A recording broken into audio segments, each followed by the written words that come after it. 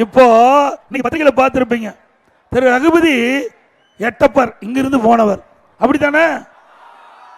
உங்களால் அடையாளம் காட்டப்பட்டவர் திரு ரகுபதி. இதே புரட்சி தலைவி அம்மா அவருக்கு அமைச்சர் கொடுத்த அழகு பார்த்தாங்க. இந்த கட்சிக்கு துரோகம் செஞ்சுட்டு எட்டப்ப மாதிரி அங்க போய் திமுக அடைக்கலம் இருந்துக்கிட்டு அடிமை சாசனம் எழுதி கொடுத்துட்டு அவள் கொடுக்கின்ற அந்த செய்திய கக்கிட்டு இருக்கிறீங்க. இது நியாயமா? திரு ரகுபதி யாருன்னு அடையாளம் காட்டுது அண்ணா திமுக. அண்ணா திமுக தொண்டை ரத்தத்தை வேர்வையா சிந்தி உழைச்சி எம்எல்ஏ ஆக்குனாங்க. அண்ணா திமுக மந்திரி ஆச்சு. நீங்க எப்படியெல்லாம் இருந்தீங்கன்னு தெரியுமா?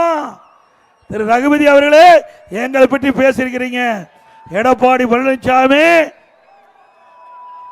ஊழல் செஞ்சாருன்னு சொல்லிக்கிறீங்க. நான் நீதிமன்றம் போய் நிரபராதி என்று மக்கள் முன் நிற்கிறேன். உங்க கட்சி மந்திரி அப்படியே இருக்கிறாங்க, வாய்தா மேல வாய்தா வாங்கிட்டு இருக்கிறாங்க, வாய்தா மேல வாய்தா வாங்கிட்டு இருக்கிறாங்க. என் மீது இதே திராவிட முன்னேற்ற கழக நிர்வாகிகள் வழக்கு பண்றதுல வழக்கு போட்டாங்க. நான் வழக்கை சந்திச்சேன். யார் வழக்கு போட்டாங்களோ அவையில திரும்ப போறாங்க. நான் முடியாது.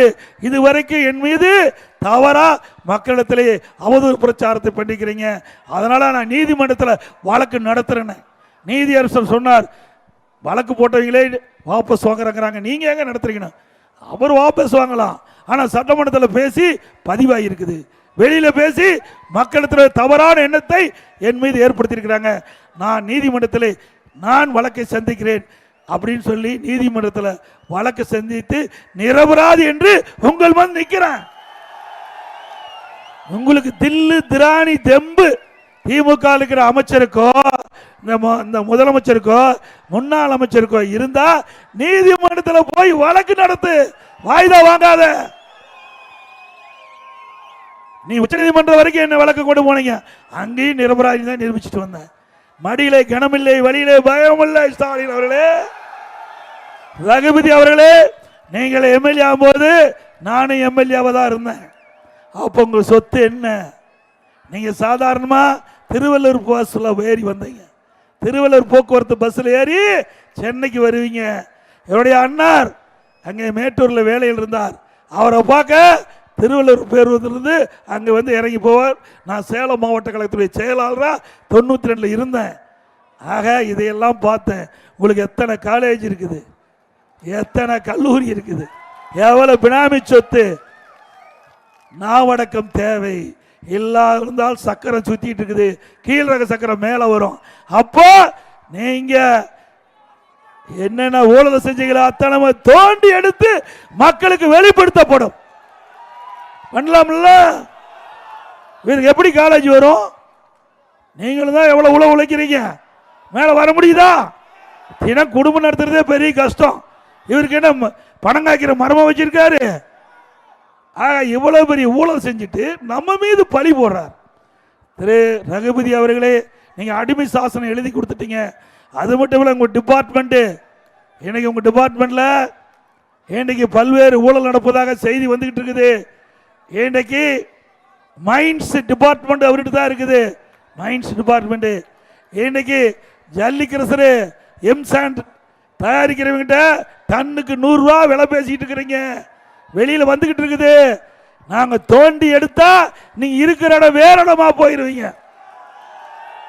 அதே மாதிரி ஜல்லிக்கரசர் உரிமையாளருக்கு இந்த கூட்டத்தின் வாயிலா சொல்றேன், எங்கேயாவது டன்னுக்கு 100 ரூபா கொடுத்தீங்களா, அண்ணா திமுக ஆட்சிக்கு வந்தா உங்களுடைய கிரசர் தடுத்து நிறுத்தப்படும்.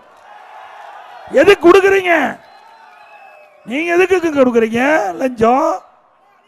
ஆக வேண்டுமென்றே திட்டமிட்டு அந்த ஜல்லி கிரசர் உரிமையாளர்களை மிரட்டி இன்றைக்கு டன்னுக்கு 100 ரூபா வேணும்.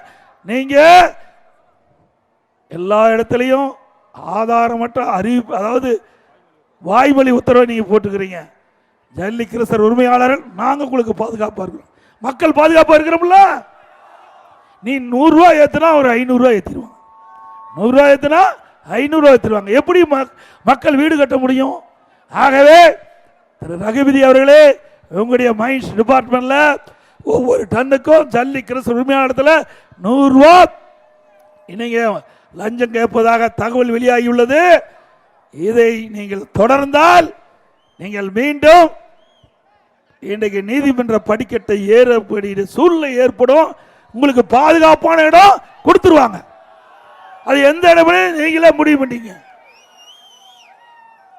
இன்னும் மிரட்டுறாராம். ஜல்லி உரிமையாளர்லாம் கூப்பிட்டு நான் டோன் விட்டு அளவு செய்யணும். ஏன் உங்க ஆளுகள்லாம் கிரசம் நடத்துறாங்களா? நாங்க டோன் விட்டு அளக்க முடியாதா? எங்களுக்கு டோன் விட தெரியாதா? அளக்க தெரியாதா? திரு ரகுபதி அவர்களே, மத்திய அரசு இருக்குது, மறந்துடாதீங்க. இது மாநில அரசு, மத்திய அரசு இருக்குது, எல்லாம் பார்த்துக்கிட்டு தான் இருக்கிறாங்க. நீங்க எந்தெந்த துறையில லஞ்சம் வாங்குறான்னு அவர்கள் வாட்ச் பண்ணிட்டு தான் இருக்கிறாங்க. ஆக வேண்டுமென்றே திட்டமிட்டு அந்த ஜல்லி உரிமையாளர்களை மிரட்டி ஒரு டன்னுக்கு 100 ரூபாய் வாங்கின்ற அதை மறந்துடுங்க. அப்படி ஏதாவது முற்பட்டா அண்ணா திமுக மக்களோடு துணையோடு இதை தடுத்து நிறுத்தும் என்பதை நேரத்தில் தெரிவிக்கின்றேன்.